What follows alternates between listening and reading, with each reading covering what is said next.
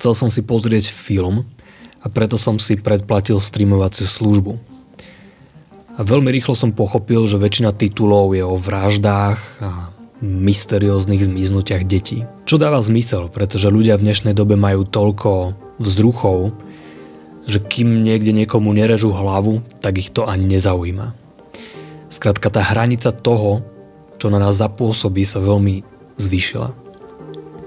A potom mi prišla na taká otázka, že no a prečo potom tak veľa ľudí má rôzne úzkosti a strachy a rôzne depresie a nevedia si poradiť so svojimi životmi?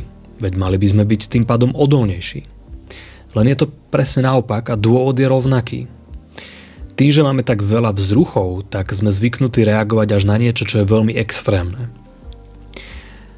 A preto ignorujeme aj tie bežné pocity, ktoré máme v našom tele. Neriešime tie drobné pocity a myšlienky, ktoré by nám možno, že už na úvod hovorili, že niečo nie je v poriadku. Všetko necháme dojsť do extrému a až keď je to úplne vybičované a my cítime úzkosť, až vtedy sa prebudíme.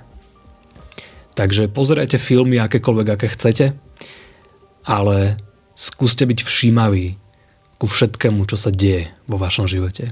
Aj k tým úplne drobným pocitom, myšlienkam a vnemom.